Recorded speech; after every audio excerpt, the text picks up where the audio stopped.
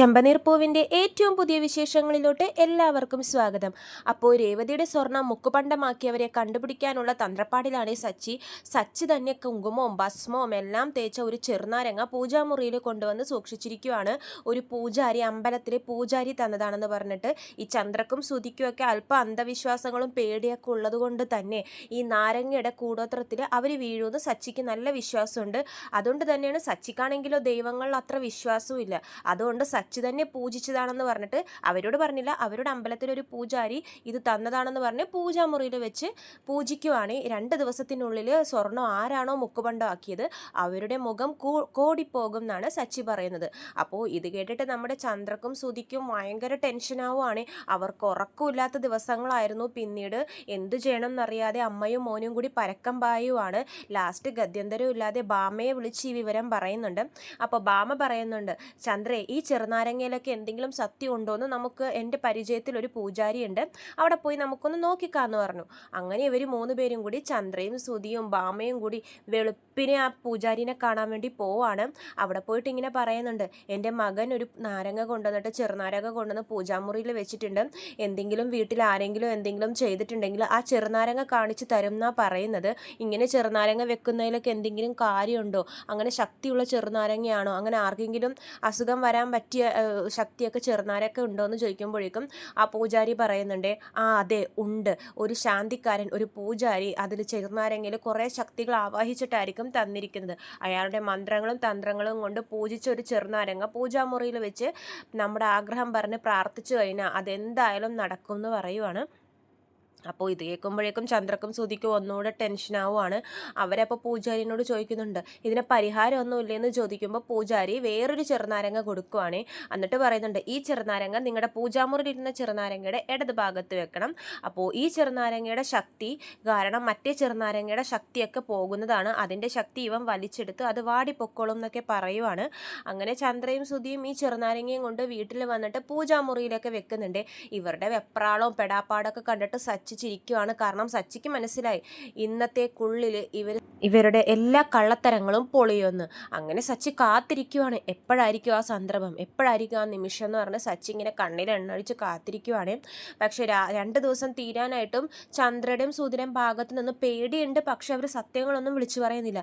പൂജാമുറിയിൽ 2 ചെറുനാരങ്ങ കാണുമ്പോഴേക്കും സച്ചി ചോദിക്കുന്നുണ്ട്, ഇതെന്താ എൻ്റെ ചെറുനാരങ്ങ പ്രസവിച്ചോന്ന് ചോദിക്കുമ്പോഴേക്കും ചന്ദ്ര പറയുന്നുണ്ട്, അതെ, ഞാനിന്ന് അമ്പലത്തിൽ പോയപ്പോഴേക്കും ആ അമ്പലത്തിലെ പൂജാരി തന്നതാ, ഇത് വീട്ടിൽ വെക്കുന്നത് നല്ലതാണെന്ന് പറഞ്ഞു എന്നൊക്കെ പറഞ്ഞിട്ട് തന്നതാണ്, അല്ലാതെ നിന്നെപ്പോലെ ഓരോ മന്ത്രങ്ങളും തന്ത്രങ്ങളും കൊണ്ടുവന്ന് പൂജിച്ച ചെറുനാരങ്ങയല്ല എന്നൊക്കെ ചന്ദ്ര പറഞ്ഞൊപ്പിക്കുന്നുണ്ട്. എന്നിട്ട് സച്ചിയോട് ആ ചെറുനാരങ്ങ എടുത്ത് വീട്ടിലുള്ള ആർക്കെങ്കിലും എന്തെങ്കിലും ദോഷം അതുമൂലം വരൂ എന്ന് പറയുമ്പോൾ സച്ചി പറയുന്നുണ്ട്, കള്ളത്തരം കാണിക്കാത്തവർക്ക് ദോഷമൊന്നും വരില്ല, അമ്മ പേടിക്കണ്ട, കള്ളത്തരം കാണിച്ചവർക്കേ ദോഷം വരുള്ളൂ എന്ന് പറയുവാണ്. ചന്ദ്രക്കാണെങ്കിൽ എന്തൊക്കെ പറഞ്ഞിട്ടും ആ ചെറുനാരങ്ങ എടുത്ത് കളഞ്ഞാൽ എല്ലാവർക്കും മനസ്സിലാവുമല്ലോ ഇവരാണ് ഇതിൻ്റെ പിറകിലെന്ന്. അപ്പോൾ ഇവരിങ്ങനെ എന്ത് ചെയ്യണം എന്നറിയാതിരിക്കുവാണ്. അങ്ങനെ രാത്രി ആവുകയാണ്. സച്ചി ഇങ്ങനെ കാത്തിരിക്കുവാണ്, ഇവരെന്താ പറയാത്തേന്ന് ഓർത്തിട്ട്. സുതി ഉറങ്ങുന്ന ടൈമിൽ സച്ചി പോയി അവരുടെ ഡോറിലൊക്കെ കൊട്ടി പേടിപ്പിക്കുന്നുണ്ട്. സുതി വാതിൽ തുറക്കുമ്പോൾ ആരുമില്ല, വീണ്ടും സച്ചി പോയി കൊട്ടും, സുതി തുറക്കുമ്പോൾ ആരുമില്ല. ലാസ്റ്റ് സുതി ഡോറ് തുറന്നിട്ട് ഉറങ്ങുവാണ്. അപ്പോൾ സച്ചി എന്ത് ചെയ്യുന്നു വെച്ചാൽ ഒരു ചെറുനാരങ്ങ എടുത്ത് സുതിയുടെ മുറിയിലോട്ട് ഇങ്ങനെ എറിയുവാണ്. സുതിക്കാണെങ്കിലോ കണ്ണട വെക്കാത്തതുകൊണ്ടൊന്നും ക്ലിയർ ആയിട്ട് കാണത്തില്ല, രാത്രി ഉറങ്ങുന്ന ടൈമിൽ ഗ്ലാസ് മാറ്റി വെച്ചിട്ടാണല്ലോ ഉറങ്ങുന്നത്. സച്ചി ആ ചെറുനാരങ്ങയിൽ ഒരു നൂലൊക്കെ കെട്ടിയിട്ടാണ് ഇടുന്നത്. എന്നിട്ട് പയ്യെ ആ ചെറുനാരങ്ങ ഇങ്ങനെ വലിക്കും. സുതി അതൊക്കെ കണ്ടിങ്ങനെ പേടിക്കുവാണ്. ഈശ്വര, ആ സച്ചിയുടെ ചെറുനാരങ്ങയാണോ ഇത്, എനിക്ക് പേടിയാവുന്നു എന്നൊക്കെ പറഞ്ഞിട്ട് സുതി ഭയങ്കര ടെൻഷൻ അടിക്കുവാണ്.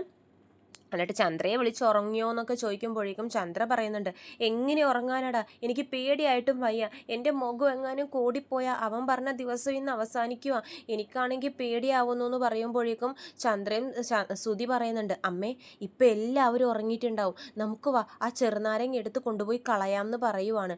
അപ്പോൾ ചന്ദ്ര പറയും, കളയാനോ, അമ്മ ഇങ്ങോട്ട് വാ എന്ന് പറഞ്ഞിട്ട് 2 പേരും കൂടി ഇരുന്ന് സംസാരിക്കുവാണേ ഹോളിൽ ഇരുന്നിട്ട്. അവരുടെ വിചാരം എല്ലാവരും ഉറങ്ങിയെന്നാണ്. സച്ചി അവിടെ എഴുന്നേറ്റിരിക്കുവാണ്. അപ്പോൾ എന്ത് ചെയ്യുന്നു വെച്ചാൽ ശ്രുതി പറയുന്നുണ്ട്, അമ്മ ആ ചെറുനാരങ്ങ എടുത്ത് പുറത്ത് കള, ഇത് വീട്ടിലിരുന്നാലല്ലേ ദോഷം, പുറത്ത് കളഞ്ഞാൽ നമുക്കാർക്കൊന്നും സംഭവിക്കില്ല എന്ന് പറയുമ്പോൾ ചന്ദ്ര പറയും, ആ അത് ശരിയാണല്ലോ, അപ്പം എടുത്ത് കളയാലേ എന്ന് പറഞ്ഞിട്ട് ചന്ദ്ര അത് എടുക്കാൻ പോവുകയാണ്. അപ്പോൾ ശ്രുതി പറയുന്നുണ്ട്, അമ്മ കൊണ്ടുവച്ച ചെറുനാരങ്ങ എടുക്ക്, അല്ലെങ്കിൽ ആളുകൾ നമ്മളെ സംശയിക്കില്ലേ, ഇതാവുമ്പോൾ എന്തെങ്കിലും ആരെങ്കിലുമൊക്കെ നമ്മളാണെന്ന് ആരും സംശയിക്കില്ല, രണ്ടും കാണാതാവുമ്പോഴേക്കും നമുക്ക് എന്തെങ്കിലുമൊക്കെ പറഞ്ഞൊപ്പിക്കാന്നൊക്കെ ശ്രുതി പറയുവാണ്. അപ്പോൾ ചന്ദ്ര അത് പറഞ്ഞതനുസരിച്ചിട്ട് പൂജാമുറി കയറിയിട്ട് പേടിച്ച് ആ 2 ചെറുനാരങ്ങയും കയ്യിലെടുത്ത് പൂജാമുറിയുടെ പുറത്തിറങ്ങുന്നതും സച്ചി ഹോളിൽ ലൈറ്റ് ഇടുവാണേ. സച്ചി ഹോളിൽ ലൈറ്റ് ഇടുമ്പോഴേക്കും എല്ലാവരും വരുവാണ്. കാരണം സച്ചി എല്ലാവരോടും പറഞ്ഞു വെച്ചിട്ടുണ്ടായിരുന്നു, അച്ഛൻ ആ ഫോണിൽ വിളിക്കും എന്തെങ്കിലും നടന്നു കഴിഞ്ഞാൽ, അപ്പോൾ എല്ലാവരും വരണം എന്നൊക്കെ പറഞ്ഞിട്ടുണ്ടായിരുന്നു. അങ്ങനെ ലൈറ്റ് ഇടുമ്പോഴേക്കും ഹോളിൽ എല്ലാവരും ഒത്തുകൂടുവാണേ. അപ്പോൾ ചന്ദ്രക്കും ശ്രുതിക്കും എന്ത് ചെയ്യണം എന്നറിയില്ല. കാരണം ചന്ദ്രയാണെങ്കിലോ കയ്യിൽ ഈ ചെറുനാരങ്ങയ്ക്ക് പിടിച്ച് ഇങ്ങനെ ഒരു നിപ്പാണ്. അപ്പോൾ വർഷ ചോദിക്കുന്നുണ്ട്, ആൻറ്റി ഈ രാത്രി ചെറുനാരങ്ങയും കൊണ്ട് ഇത് എങ്ങോട്ടാ, നാരങ്ങ വെള്ളം ഉണ്ടാക്കി കുടിക്കാനാണോ എന്ന് ചോദിക്കുവാണ്. അപ്പോൾ സച്ചി പറയുന്നുണ്ട്, അച്ഛാ ഞാൻ നിങ്ങൾക്ക് എല്ലാവർക്കും കണ്ണിനെ കുളിരണിയിപ്പിക്കുന്ന ഒരു കാഴ്ച കാണിച്ചു തരാമെന്ന് പറഞ്ഞില്ലേ, ദാ കണ്ടോ, നിൽക്കുന്നത് കണ്ടില്ലേ അമ്മയും മോനും, ഞാൻ വെച്ച ചെറുനാരങ്ങയും കയ്യിൽ പിടിച്ചോണ്ടെന്ന്. അപ്പോഴേക്കും ചന്ദ്ര പറയും, ഞാനേ ഇത് കളയാൻ വേണ്ടി എടുത്തതാ, ഈ ചെറുനാരങ്ങ കൊണ്ട് ഇവിടെ വേറെ ആർക്കെങ്കിലും എന്തെങ്കിലും ദോഷം സംഭവിച്ചാലോ, അങ്ങനെ ഈ ചെറുനാരങ്ങ കാരണം ആർക്കെങ്കിലും എന്തെങ്കിലും സംഭവിക്കാൻ ഞാൻ സമ്മതിക്കില്ല, അതുകൊണ്ട് കളയാൻ വേണ്ടിയിട്ടാണ്, ആർക്കും ഒരു ദോഷവും വരാൻ പാടില്ല എന്നുള്ളൊരു ഉദ്ദേശത്തിലാണ് ഞാനിത് എടുത്തതെന്ന് പറയുമ്പോഴേക്കും രേവതി ചോദിക്കുന്നുണ്ട്, അപ്പോൾ പിന്നെ അമ്മ വെച്ച ചെറുനാരങ്ങയും കൂടി എന്തിനാ കൂട്ടത്തിൽ കളയുന്നതെന്ന് ചോദിക്കുവാണ്. അപ്പോൾ ചന്ദ്രക്ക് എന്ത് പറയണം എന്നറിയില്ല, അങ്ങനെ പരങ്ങി നിൽക്കുവാണ്. ശ്രുതിയാണെങ്കിലോ ചന്ദ്രയുടെ കൈ മുറുകി പിടിച്ച് നിൽക്കുവാണ്. അമ്മേ എനിക്ക് പേടിയാവുന്നു, എന്ത് ചെയ്യും എന്നൊക്കെ പറയുമ്പോൾ ചന്ദ്ര പറയും, നീ ഒന്ന് ടെൻഷൻ അടിക്കല്ലേ ശ്രുതി, എന്നെ ഒന്ന് വെറുതെ വിടുന്നു പയ്യെ പറയുവാണേ. അപ്പോൾ രവീന്ദ്രൻ ചോദിക്കുന്നുണ്ട്, ചന്ദ്രേ നീ എൻ്റെ അടുത്ത് നിന്ന് എന്തെങ്കിലും കാര്യം മറയ്ക്കുന്നുണ്ടോ? അപ്പോൾ ചന്ദ്ര പറയും, ഞാൻ എന്ത് മറയ്ക്കാൻ, ഞാനൊന്നും മറയ്ക്കുന്നൊന്നുമില്ല, ഞാൻ പറഞ്ഞില്ലേ എനിക്ക് ഈ ചെറുനാരങ്ങ ഇരുന്നിട്ട് ഒരു ഉറക്കം പോലും വരുന്നില്ല, എന്തെങ്കിലും ദോഷം നമുക്കൊക്കെ സംഭവിക്കുമെന്നോ ഓർത്തിട്ട്, അതുകൊണ്ടാ കളയാലോ എന്ന് ഓർത്തെന്ന് പറയുമ്പോൾ സച്ചി പറയും, ആഹാ ഇത്രോ നേരം ഉണ്ടായിട്ട് ഈ പാതിരാത്രിയാണോ അമ്മയ്ക്കും മോനും കൂടി ചെറുനാരങ്ങ വന്ന് കളയാൻ തോന്നിയത്, അല്ലെങ്കിൽ നേരത്തെ കളഞ്ഞൂടായിരുന്നു, അല്ലെങ്കിൽ നാളെ നേരം വെളുത്തിട്ട് കളഞ്ഞൂടായിരുന്നു, ഈ രാത്രി തന്നെ കളയണമെന്ന് ചോദിക്കുവാണേ. അപ്പോൾ ചന്ദ്ര ഒന്നും മിണ്ടുന്നില്ല. പിന്നെ എനിക്ക് ഉറങ്ങണ്ടേ, അതിനുവേണ്ടിയാണ് ഞാൻ കളയാൻ വേണ്ടി വന്നതെന്ന് പറയുമ്പോഴേക്കും സച്ചി പറയുന്നുണ്ട്, അതെ ഈ ചെറുനാരങ്ങ ഞാൻ പൂജിച്ചതൊന്നുമല്ല, ഇത് ഞാൻ തന്നെ വെറുതെ കുറേ ഭസ്മവും കുങ്കുമവും ഒക്കെ തേച്ച് ഇവിടെ കൊണ്ടുവന്ന് വെച്ചതാ, നിങ്ങളുടെയൊക്കെ കള്ളത്തരം കണ്ടുപിടിക്കാനെന്ന് പറയുമ്പോഴേക്കും ചന്ദ്ര ആകെ പെട്ട അവസ്ഥയിലാണേ. ശ്രുതി അവനാണിത് ചെയ്തതെന്ന് എനിക്ക് നല്ല ഡൗട്ടുണ്ട്, അത് തെളിയിക്കാൻ വേണ്ടിയിട്ടാണ് ഞാൻ എങ്ങനെയൊക്കെ ചെയ്തത്, അവൻ കുഴിച്ച കുഴിയിൽ അവൻ തന്നെ വീഴുമെന്ന് എനിക്ക് നല്ല ബോധ്യം ഉണ്ടായിരുന്നു എന്ന് പറയുമ്പോഴേക്കും ചന്ദ്ര പറയുന്നുണ്ട്, ഓ അപ്പോൾ ഭാര്യയും ഭർത്താവും കൂടി ഇവിടെ കിടന്ന് ഡ്രാമ കളിക്കുമായിരുന്നു. അപ്പോഴേക്കും നമ്മുടെ ശ്രുതി പറയുന്നുണ്ടേ, അവരെന്തെങ്കിലും പേടി കാരണമായിരിക്കും ഇതെടുത്ത് കളഞ്ഞത്, അല്ലാതെ നിങ്ങൾ വിചാരിക്കുന്ന പോലെ. അപ്പോഴേക്കും വർഷ പറയും, തെറ്റ് ചെയ്തിട്ടില്ലെങ്കിൽ പേടിക്കുന്നത് എന്തിനാ, ഇവരുടെ പേടി കാണുമ്പോഴേ അറിയില്ലേ അതിൻ്റെ പുറകിൽ എന്തൊക്കെയോ ഉണ്ടെന്ന് വർഷ പറയുവാണ്. അപ്പോഴേക്കും ശ്രുതി ഒന്നും മിണ്ടുന്നില്ല. പിന്നെ കുറച്ചു നേരം കഴിഞ്ഞിട്ട് ശ്രുതി പറയുന്നുണ്ടേ, ഇനി എല്ലാ കുറ്റങ്ങളും ഇവരുടെ തലയിൽ കെട്ടിവെക്കാൻ നോക്കുവാണോ സച്ചി, ആൻറ്റി പറഞ്ഞില്ലേ ഇവർക്ക് രാത്രിയായപ്പോൾ പേടിയായി, ഇവിടെ വീട്ടിൽ ആർക്കെങ്കിലും എന്തെങ്കിലും സംഭവിക്കാതിരിക്കാൻ വേണ്ടിയിട്ടാണ് ഇങ്ങനെയൊക്കെ ചെയ്തതെന്ന്, അതിനി ഈ ശ്രുതിയെ പിടിച്ച് ഇനി തൂങ്ങണ്ട, വാ ശ്രുതി നമുക്ക് പോയി ഉറങ്ങാം എന്ന് പറഞ്ഞിട്ട് ശ്രുതിയുടെ കൈ പിടിച്ച് ശ്രുതി മുറിയിലോട്ട് കൊണ്ടുപോവാണ്. അപ്പോഴേക്കും സച്ചി പറയും, പാലരേട്ടത്ത് ഇത് എങ്ങോട്ട് കൊണ്ടുപോകുന്നു, വിചാരണ കഴിഞ്ഞിട്ടില്ല, അതിനു മുമ്പേ പ്രതിയെ കൊണ്ട് പോകുവാണോ, അവിടെ നിൽക്കുക, എനിക്ക് കുറച്ച് കാര്യങ്ങൾ ചോദിച്ചറിയാനുണ്ട് എന്ന് പറയുവാണ്. എന്നിട്ട് സച്ചി ചോദിക്കുവാണേ, മര്യാദക്ക് പറഞ്ഞോ, നീ സ്വർണ്ണം എന്താ ചെയ്തേ? അപ്പോഴേക്കും ശ്രുതി പറയും, എനിക്കെങ്ങനെ അറിയാനാ, എനിക്കൊന്നും അറിയാൻ പാടില്ല എന്ന് പറയുവേ. അപ്പോഴേക്കും സച്ചി ചോദിക്കുന്നുണ്ട്, പിന്നെ നിനക്ക് 5 ലക്ഷം രൂപ എങ്ങനെ കിട്ടിയടാ? അത് പിന്നെ ഞാൻ പറഞ്ഞില്ലേ എൻ്റെ പാർക്കിലെ ഫ്രണ്ട് ആനന്ദ്, അവൻ്റെ കയ്യിൽ നിന്ന് ഞാൻ പലിശക്ക് മേടിച്ചതാന്ന് പറയുമ്പോഴേക്കും സച്ചി പറയൂ എല്ലാവരോടായിട്ട്, അച്ഛാ ഞാനിന്ന് രാവിലെ ഇവൻ പറഞ്ഞ ആ ആനന്ദിനെ പോയി കണ്ടായിരുന്നു, അയാൾ പറഞ്ഞു ഇവൻ 1 രൂപ പോലും ഇനി പലിശക്ക് കൊടുക്കില്ല, ഇവന് നേരത്തെ കൊടുത്ത പൈസ തന്നെ മേടിക്കാൻ വേണ്ടി അയാൾ കുറേ പാടുപെട്ടിട്ടുണ്ട്, അതും 5 ലക്ഷം രൂപ ഒന്നും ഒരിക്കലും കൊടുക്കില്ലെന്ന് അയാൾ എന്നോട് പറഞ്ഞിട്ടുണ്ട് അച്ഛാന്ന് പറയുമ്പോഴേക്കും ശ്രുതി പിന്നെ, അയ്യോ ഞാൻ പിന്നെയും പെട്ടുപോയല്ലോ, ഇനി എന്ത് ചെയ്യും, ഇവൻ ഇങ്ങനെയൊക്കെ പറഞ്ഞു, ഈ സച്ചി അവനോട് പോയി ഈ സത്യങ്ങളൊക്കെ ചോദിച്ചറിയുന്നു, ഞാൻ എങ്ങനെ അറിഞ്ഞു എന്നൊക്കെ പറഞ്ഞ് ശ്രുതിക്ക് ഇങ്ങനെ ടെൻഷൻ കയറുവാണേ. എന്നിട്ട് ശ്രുതി വിട്ടുകൊടുക്കില്ല, ഞാൻ അവൻ്റെ കയ്യിൽ തന്നെയാണ് മേടിച്ചതെന്ന് ഉറപ്പിച്ച് പറയുവേ. അപ്പോഴേക്കും സച്ചി പറയും, എന്നാൽ ശരി നീ ഇപ്പം തന്നെ ആനന്ദിനെ വിളിക്ക്, നമുക്ക് ചോദിക്കാമെന്ന് പറയുമ്പോഴേക്കും ശ്രുതി നിന്ന് പരിങ്ങുവേ. അപ്പോഴേക്കും ശ്രീകാന്ത് ചോദിക്കും, ചോദിക്കുന്നുണ്ട്.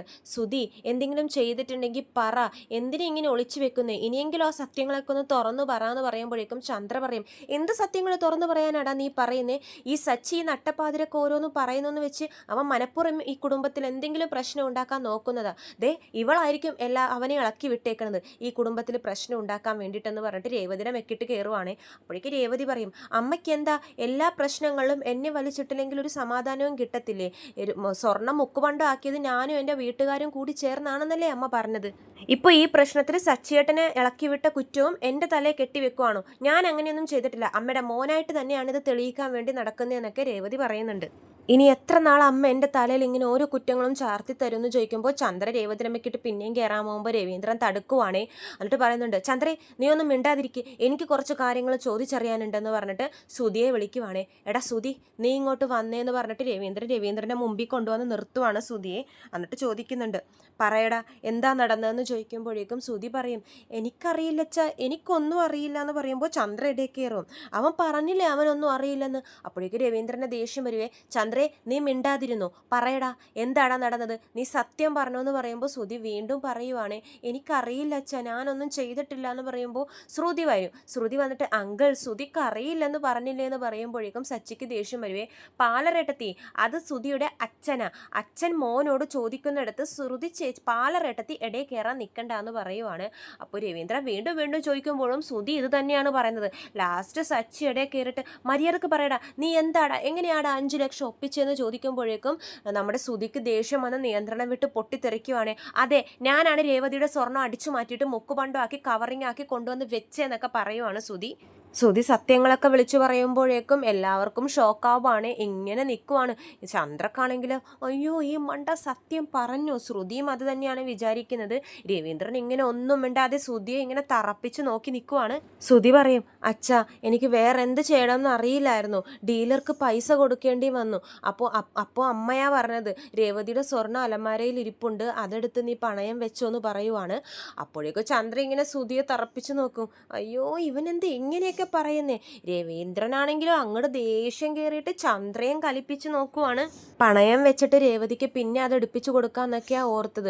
പക്ഷെ പണയം വെച്ച അത്ര കാശൊന്നും കിട്ടില്ല എന്ന് പറഞ്ഞു, അതുകൊണ്ടാണ് ഞാൻ വിറ്റെന്നൊക്കെ പറഞ്ഞിട്ട് നല്ല കൂളായിട്ട് നിൽക്കുവാണ് ശ്രുതി. രവീന്ദ്രൻ ഇങ്ങനെ നോക്കുന്നുണ്ട്. അപ്പോഴേക്കും സച്ചി പറയും, അച്ഛാ ഈ ബുദ്ധിശാലി ചെയ്ത ഈ പണിക്ക് എന്ത് ശിക്ഷയാണ് അച്ഛാ കൊടുക്കേണ്ടതെന്ന് പറയുമ്പോഴേക്കും വർഷ പറയുന്നുണ്ട്, ഞങ്ങൾക്ക് നേരത്തെ സംശയം ഉണ്ടായിരുന്നു, അതുകൊണ്ടാണ് ഞാൻ വേറൊരു വോയിസിൽ കവറിങ് ആഭരണക്കടയിൽ നിന്ന് വിളിക്കുന്ന പോലെ സുധിച്ചേട്ടനെ വിളിച്ച് സംസാരിച്ചിട്ടുണ്ടായിരുന്നത്. അപ്പോൾ പോലും സുധി ഒന്നും സമ്മതിച്ചു തന്നില്ല, എന്നിട്ടിപ്പോൾ ഒരു ചെറുനാരങ്ങ കൊണ്ടുവന്ന് വെച്ചപ്പോൾ അതിൽ വീണല്ലോ എന്നൊക്കെ വർഷ കളിയാക്കുവാണേ. നാണമില്ലേ നിങ്ങൾക്ക്? രേവതി ചേച്ചിയുടെ ആഭരണങ്ങളൊക്കെ കൊണ്ടുപോയി പണയം വെക്കാനോ വിൽക്കാനോ ശ്രമിച്ചതിന് നാണമില്ലെന്ന് വർഷ കളിയാക്കുവാണ്. അപ്പോഴേക്കും ഒന്നും മിണ്ടാതെ നിൽക്കുവാണ്. അപ്പോൾ രേവതി പറയുന്നുണ്ട് ചന്ദ്രനോട്, എനിക്കമ്മ എൻ്റെ ആഭരണങ്ങൾ എടുത്ത് പണയം വെച്ചതിലോ വിറ്റയിലോ ഒരു കുഴപ്പമില്ല, പക്ഷേ എല്ലാം അറിഞ്ഞു വെച്ചിട്ടും കുറ്റങ്ങളൊക്കെ എൻ്റെയും എൻ്റെ വീട്ടുകാരുടെ തലയിൽ കെട്ടിവെച്ചല്ലോ. എൻ്റെ വീട്ടുകാർ കവറിങ് ആഭരണങ്ങൾ ഇട്ടിട്ടാണ് എന്നെ ഇങ്ങോട്ടേക്ക് പറഞ്ഞയച്ചതെന്നൊക്കെ പറഞ്ഞല്ലോ, അതിലാണ് എനിക്ക് ദേഷ്യം എന്നൊക്കെ രേവതി പറയുന്നുണ്ട്. ചന്ദ്ര ഒന്നും തിരിച്ചു പറയുന്നില്ല കേട്ടോ, കാരണം ചന്ദ്രക്ക് വോയിസ് ഇല്ലല്ലോ. അപ്പോഴേക്കും നമ്മുടെ സച്ചി പറയുന്നുണ്ട്, അമ്മയുടെ അതേ സ്വഭാവം തന്നെ എങ്ങനെ ഈ മോനും കിട്ടിയച്ചാ, രണ്ടും ഒരേപോലാന്ന് പറയുമ്പോഴേക്കും രവീന്ദ്രൻ അങ്ങോട്ട് നിയന്ത്രണം വിട്ടിട്ട് എന്തിനാടാ ഇങ്ങനെ ചെയ്തെന്ന് പറഞ്ഞ് ശ്രുതിക്കിട്ട് ഒറ്റ തല്ലു കൊടുക്കുവാണേ. അപ്പോഴേക്കും എല്ലാവരും അങ്ങനെ ഷോക്കാകും. ശ്രുതിയൊക്കെ കരയുവാണ്. അങ്കിൾ വേണ്ട അങ്കിൾ എന്ന് പറയുമ്പോഴേക്കും രവീന്ദ്രൻ വീണ്ടും വീണ്ടും തല്ലുവാണ്. നീ എപ്പോഴാണ് ഇനി ഇതിൽ നിന്നൊക്കെ പിന്തിരിയാൻ പോകുന്നത്? ഇപ്പോഴും നിന്റെ കള്ളത്തരവും ഇങ്ങനത്തെ ചീത്ത സ്വഭാവങ്ങളും ക്രിമിനൽ മൈൻഡ് ഒന്നും മാറിയില്ലടാ, എന്താടാ നീ ഇങ്ങനെയെന്ന് പറഞ്ഞ് ഒരുപാട് തല്ലുവാണേ. പിന്നെ ശ്രുതിയെ അവിടെ ഇട്ടിട്ട് ചന്ദ്രക്ക് സങ്കടം വരുവാണ്. ചന്ദ്രയുടെ പൊന്നു മോനെ രവീന്ദ്രൻ ഇങ്ങനെ ഇട്ട് തല്ലുന്നത് കാണുമ്പോഴേക്കും ചന്ദ്ര ഇടയിൽ കയറി തടുക്കാൻ ശ്രമിക്കുമ്പോഴേക്കും രവീന്ദ്രൻ ചന്ദ്രയോട് ചൂടാവുകയാണ്. മര്യാദക്ക് മാറി നിന്നോ ചന്ദ്രേ, ആദ്യം നിന്നെ പിടിച്ചാ തല്ലേണ്ടത്. മകൻ ഇങ്ങനെ ഒരു കാര്യം വന്ന് ചെയ്ത് നിൽക്കുമ്പോൾ അവനെ സപ്പോർട്ട് ചെയ്യുവാണോ ചന്ദ്ര വേണ്ടത്? അല്ല, അത് പിന്നെ അവൻ പറ്റിക്കപ്പെട്ട് വന്ന് നിന്നപ്പോഴേക്കും രവീന്ദ്രൻ പറയും, അവൻ പറ്റിക്കപ്പെട്ട് വന്ന് നിന്ന് കഴിഞ്ഞാൽ ബാക്കിയുള്ളവരെ പറ്റിക്കണോ? അവനും അതേ പണി തന്നെ വീണ്ടും ചെയ്യണമെന്ന് രവീന്ദ്രൻ ഇങ്ങനെ ദേഷ്യത്തിൽ തന്നെ ചോദിക്കുവാണ് ചന്ദ്രനോട്.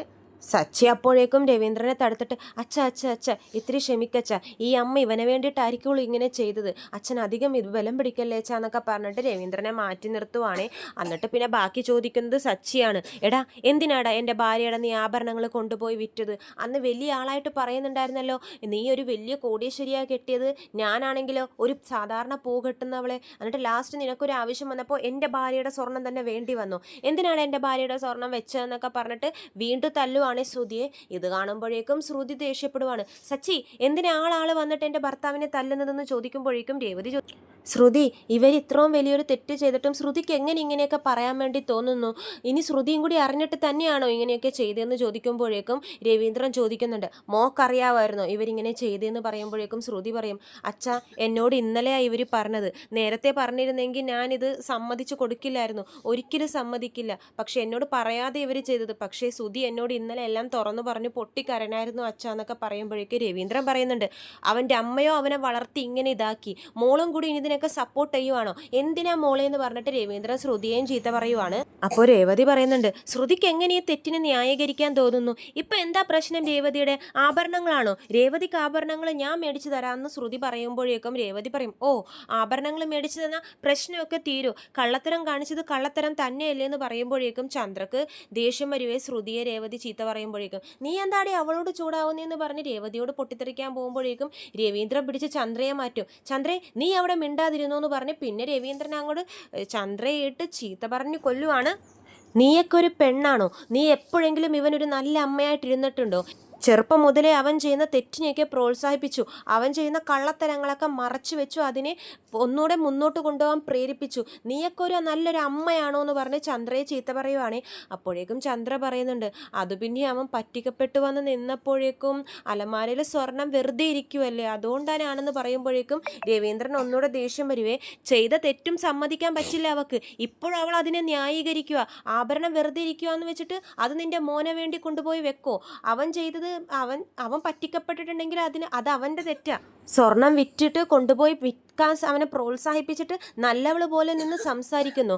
നീയൊക്കെ എന്തൊരു ജന്മമാടി, നിന്റെ കൂടെ ജീവിക്കാൻ തന്നെ എനിക്ക് പേടിയാവുന്നു, നാളെ നിന്റെ മകന് വേണ്ടി നീ എന്നെയോ എന്തെങ്കിലും ചെയ്ത് കളയുമെന്ന് പറയുമ്പോഴേക്കും ചന്ദ്രക്ക് സങ്കടാവുകയാണ്. രവീന്ദ്രൻ ഇങ്ങനെയൊക്കെ പറയുമ്പോഴേക്കും ചന്ദ്ര പറയുന്നുണ്ട്, എന്താ ഇത് നിങ്ങൾ ഇങ്ങനെ മറ്റുള്ളവരുടെ മുമ്പിൽ വെച്ചിട്ട് എന്നെ ഇങ്ങനെ ചീത്ത പറയണോ, അതും ഒരു വിലയില്ലാത്തവൾ ഇവിടെ നിൽക്കുമ്പോഴേക്കെന്ന് പറഞ്ഞ് രേവതിയെ കാണിക്കുവാണേ.